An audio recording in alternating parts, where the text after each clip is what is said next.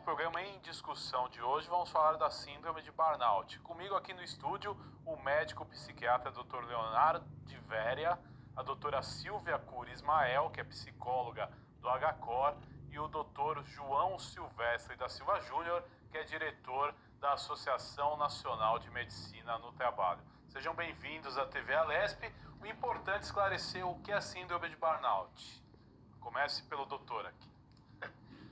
Então, a síndrome de burnout é uma doença tipicamente profissional e ela sempre existiu, só que as pessoas tinham muito mais dificuldade em denunciar a existência desse tipo de patologia e eu poderia dizer que ela é o começo de toda uma série de outras doenças que depois vão se manifestando uma vez que elas são mais identificadas. Mas, de uma forma geral, é uma doença tipicamente profissional. Quais os sintomas, como o profissional sente que sofre da doença, como isso, qual o processo que isso acontece? Bom, a pessoa começa a não se sentir à vontade, não se sentir, digamos, adequado, não se sentir que tem prazer e motivação para ir trabalhar. E, a um certo ponto, começa a perceber que se sente muito mais desgastado para o mesmo estímulo profissional. Então começa a se questionar um pouco mais do que se trata e o que está acontecendo. E aí começa a investigação, começa a pesquisa, começam todas as dúvidas. Para, a um certo ponto, começar a buscar ajuda, tanto médica como psicológica, a partir do momento que ela começa a somatizar e começa a viver mal de forma efetiva, extremamente desgastada, extremamente sem energias. Agora, doutora Silvia. Eu acho que eu queria até complementar. Pois não, fique à vontade. Alguma coisa assim, no sentido de que essa síndrome ela está extremamente ligada a um estágio de esgotamento do estresse. Então, o estresse, ele tem várias etapas. Ele tem uma etapa que ainda chega a ser adaptativa, uma etapa média, onde ele ainda tem que usar muitos recursos internos para se adaptar a situações que geram estresse, e também a etapa onde ele chega ao esgotamento total, onde ele acaba com todas as energias adaptativas. Então, isso que o Dr. Leonardo falou, ligado a algumas situações de estresse que o paciente tem, que o funcionário tem. Antigamente era muito estudado, inclusive, essa síndrome em pessoas que trabalhavam na área da saúde, mas hoje nós vemos que isso pode se estender a qualquer tipo de profissão. E também eu acho que são alguns sintomas, além desses relatados, uma sintomatologia de que ele não dá conta daquilo que ele pode fazer. Ele sempre acha que ele está em falta, ele sempre acha que ele deveria ter feito mais, que ele poderia ter feito mais, e isso traz uma culpa muito grande para essas pessoas. E com isso ele acaba entrando até em processos que podem ser processos depressivos, né? Então eu acho que é importante também trazer este perfil. Agora, doutor João, como aparece isso no ambiente de trabalho? É por cobrança excessiva dos superiores? É por falta de qualidade no ambiente de trabalho? Ou mesmo um fator psicológico? O termo burnout ele justamente foi trazido para o português como esgotamento profissional, como a doutora Silvia até já comentou, porque tem essa relação direta com os desgastes que a pessoa sofre no dia a dia do seu trabalho. Então não é um dia que você teve mais tarefa para fazer, não foi um dia que você ficou mais tempo no trabalho, não foi uma cobrança que você recebeu de um chefe que vai te levar a um estado de esgotamento. É necessário que exista uma persistência de uma situação de desgaste, onde essa pessoa ela, muitas vezes não encontra saída, não encontra uma possibilidade de estar num ambiente melhor. Então, justamente, a discussão do burnout se dá principalmente pela exposição aos estressores crônicos no trabalho. Quanto a esse crônico, a gente não sabe, porque isso vai variar de pessoa para pessoa. A adaptação a essas situações de trabalho, elas são individualizadas. Então, a gente tem que justamente proteger todas as pessoas da situação de estresse e a gente tem que estar monitorando se essas pessoas que estão lá no desempenho do seu trabalho, se elas já estão apresentando alguns dos sinais e sintomas que já foram elencados aqui. Sem esquecer que justamente o burnout ela vem da condição de trabalho. É uma resposta do trabalhador àquela condição de trabalho que é nociva para ele. Ela pode ser nociva mais rápido para um do que para outros, mas a gente entende que se não tiver nenhum tipo de abordagem, de intervenção, um grupo grande de pessoas vai terminar adoecendo naquela situação. Agora, doutor Leonardo, o senhor comentava que profissionais da área de saúde eram bastante afetados, né? Hoje já atinge todas as profissões. Uma pesquisa de 2015 nos Estados Unidos dizia que 46% dos médicos americanos sofriam da síndrome. Por que isso acontece com o profissional da saúde? Porque muitas vezes nós não podemos fazer tudo aquilo que gostaríamos com o nosso paciente. Uma, porque talvez não temos recursos suficientes para poder pôr em prática e atender o nosso paciente. E, em segundo lugar, porque muitas vezes o próprio paciente não está preparado para receber aquele atendimento, tanto em termos de amadurecimento como em termos de conscientização. Então nós precisamos diminuir um pouco o nosso ritmo para conseguir ajudar o paciente a melhorar a própria qualidade, o próprio nível, para entender melhor o tratamento. Então, essa é uma grande dificuldade. E a partir daí, a um certo ponto, você começa a se sentir um pouco impotente, um pouco desgastado e sem muitos recursos para trabalhar. Agora, entre os sintomas, temos cansaço excessivo, dor de cabeça frequente, alterações no apetite, insônia. Muito tem a ver com os dias de hoje também, que de repente você fica conectado 24 horas por dia no celular, no computador e acaba trabalhando mais também, doutora? Eu acho que isso também é uma coisa que pode acontecer, porque as pessoas acabam se dedicando muito às questões de trabalho com um nível de exigência muito alto, passando do seu limite, e na maioria das vezes elas não percebem que elas fazem isso. Por outro lado, essa questão de você estar muito conectado, muito no computador, isso traz uma outra consequência, que é a pessoa se isolar.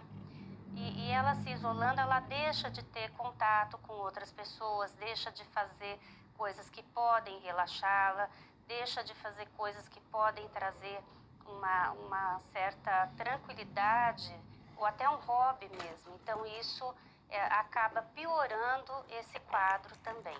Agora, doutor João, quando que se chega ao diagnóstico mesmo? Quando a gente pode diferenciar que não é pressão de chefe, excesso de trabalho? Quando você diz que a pessoa está doente mesmo? Pesquisas internacionais elas já trazem para a gente critérios para você fazer essa caracterização. Se não é alguém que está sobre um estresse mais grave, se é uma pessoa que ela não está passando por fatores externos que estão influenciando sua saúde. Então existem alguns questionários até que são utilizados fora do Brasil e são utilizados em pesquisas aqui no Brasil, que juntam 3 dimensões que são analisadas. A primeira das dimensões é esse esgotamento físico-mental.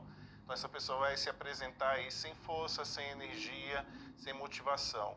Associado a isso, a pessoa ela vai ter uma baixa realização da sua profissão. Então ela não está feliz no desempenho do seu trabalho, porque ela está ali vivendo uma situação de trabalho que ela não te traz satisfação, não te traz desenvolvimento, você sofre para poder ir fazer o seu trabalho. E a última situação, essa que é a mais complicada, que é o que a gente chama de despersonalização. Essa pessoa ela deixa de ser aquele profissional que ela era antes e ela se torna um profissional relaxado, sem querer se relacionar com os colegas, com aquelas pessoas a quem ela presta serviço. Muitas vezes essa pessoa se torna cínica no desempenho do seu trabalho.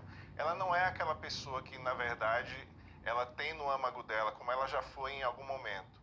Então, quando você encontra essas características no profissional, você pode chegar, ao analisar a situação de trabalho que ele se expôs, pode dizer, olha, ele está com esgotamento profissional, provavelmente por conta dos estressores que ele sofreu no trabalho, e a partir daí a gente tem que desenvolver as estratégias de intervenção para tirar essa pessoa dessa situação, né? O ideal é trabalhar, logicamente, com estratégias de prevenção, mas a gente precisa ter no dia a dia o que a gente chama de diagnóstico precoce. Então, na medicina do trabalho, um dos pontos fundamentais é a gente acompanhar a saúde desses trabalhadores para saber se aquela pessoa está saindo justamente fora do eixo e a gente conseguir recuperá-lo o mais rapidamente possível para evitar que isso desencadeie outras doenças que muitas vezes vão gerar a entrega de atestados médicos, a necessidade de um afastamento para o INSS, até uma situação de demissão por baixa produtividade. Então, o desenho do acompanhamento ele deve vir desde a prevenção, diagnóstico precoce, ou se infelizmente o quadro está instalado, ajudar essa pessoa da maneira mais rápida possível a que ela volte a ser quem ela era antes. Agora, doutora, na visão do psicólogo, quando o profissional ele consegue diferenciar se não é um cansaço do trabalho, às vezes falta de motivação e que se tornou uma doença realmente? Eu acho que basicamente o que nós costumamos fazer é nesta avaliação que foi colocada e que tem os instrumentos para você fazer o diagnóstico. É uma entrevista que nós sempre procuramos fazer, conhecendo um pouco melhor o caso desse profissional, falar com a sua gestão, né, com o gestor desse profissional, entender o que está acontecendo e também nessa avaliação, a partir de uma entrevista, é poder tentar tirar dessa pessoa as questões que estão acontecendo para nós podermos fazer um diagnóstico mais preciso. Então, além dos instrumentos de avaliação, acho que esta abordagem direta com o funcionário é importante, até porque ele nos traz que ele está tendo essa dificuldade, que ele perdeu essa condição de trabalhar adequadamente, que ele não sente que ele está produzindo. O que gera para ele o que nós chamamos de uma dificuldade tão grande que ele quer sempre fazer mais, mas ele sempre acha que ele não está fazendo o suficiente. E isso vai piorando o quadro dele. Lá no Hospital do Coração nós temos trabalhado muito com esse contexto, nós temos grupos inclusive de ajuda, temos também uma área da psiquiatria que atende esses pacientes, que nos ajuda a diagnosticar.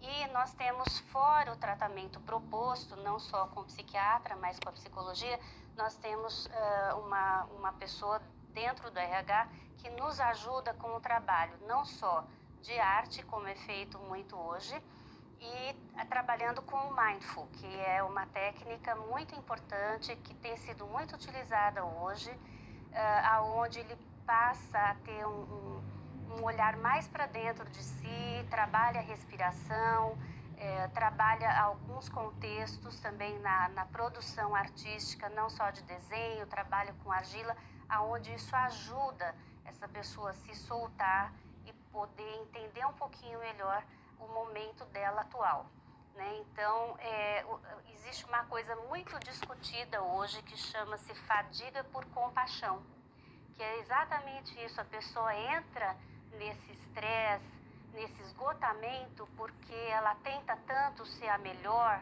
e ela acha que ela não consegue, que ela entra nessa fadiga que nós chamamos. Agora, então a é maioria bem dos interessante. casos, né, os senhores falaram que é importante o diagnóstico precoce. Sim.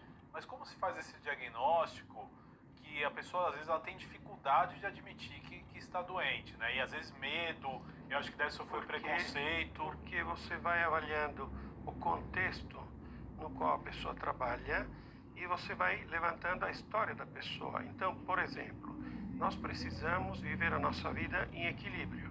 Ter equilíbrio entre a nossa vida profissional, a nossa vida familiar, o nosso tempo de lazer e o nosso eu. E a gente percebe como na maior parte das vezes as pessoas não têm isso em equilíbrio. Principalmente não tem o momento eu, porque eles confundem a vida profissional e mistura a vida familiar com o lazer, enquanto são momentos totalmente distintos. A partir do momento que você vive a tua vida na profissão e na família se não consegue se recuperar e não tem um momento só para você, a vida profissional deixa a desejar. Essa é a primeira questão. A segunda questão, complementando o que ela falou, é uma questão de autoestima. A partir do momento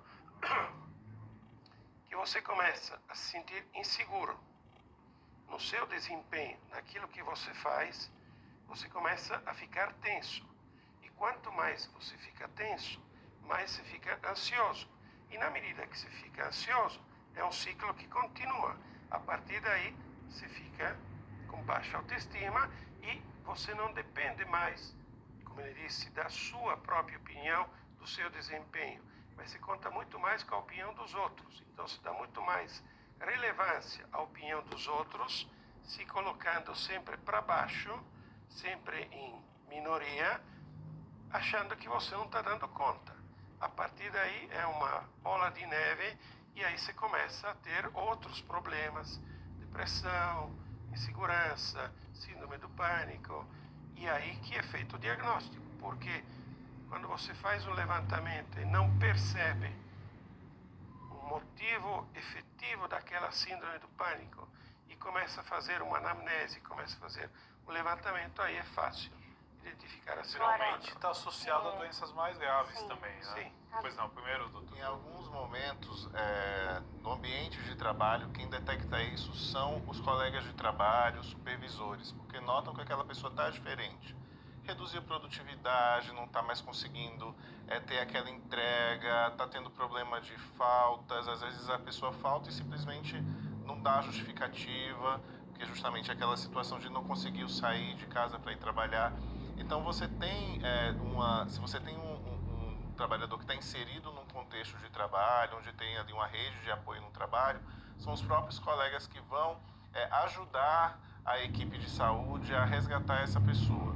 Porque muitas vezes a pessoa ela não enxerga, não acredita, não quer aceitar que está passando por algum problema, enquanto que quando a gente está falando do burnout, que é o esgotamento profissional, provavelmente é o próprio trabalho que está gerando aquela situação. Então a pessoa pode estar ali sem ter condições de sair sozinha da situação. Então a gente vê nos ambientes de trabalho que os colegas e os chefes eles são um ponto ali focal de notificar a área de saúde ou a própria área de recursos humanos que aquele trabalhador está precisando de algum tipo de ajuda e de apoio. Então a gente precisa, na verdade, criar um ambiente aberto para se falar sobre o assunto, evitar que se fale que ao você comentar sobre uma doença mental, você falar sobre o seu problema de saúde, ou você critica o seu local de trabalho, que você vai ter algum tipo de punição. Porque se você abre o espaço para discussão, é mais fácil da gente conseguir dar o apoio, dar a ajuda, dar a assistência que as pessoas muitas vezes precisam. Então, eu acho que também complementando isso que ele falou, que eu acho que é uma questão muito importante, além de você ter os colegas que têm essa percepção e que vão também ajudar a pedir ajuda, é importante que a empresa conheça esse problema, entenda e esteja aberta para acolher. Eu acho que a palavra importante nesse caso é o acolhimento. Então, se a empresa tem programas que atuam em cima dessa questão, ela vai comunicar isso para os seus funcionários, vai fazer reuniões, vai falar com os gestores, vai pedir uma ajuda, divulgar que esse trabalho existe, e quando isso é aberto para o funcionário, também existe uma possibilidade maior dele procurar ajuda. Por quê? Às vezes o funcionário tem medo de falar que ele está com algum problema emocional por medo de ser mandado embora. Então, se existe essa abertura por parte da instituição, que os colegas têm a chance de poder ir lá, de alertar, ou o próprio gestor, e ele se sente de fato acolhido e não ameaçado de ser mandado embora, isso faz toda a diferença.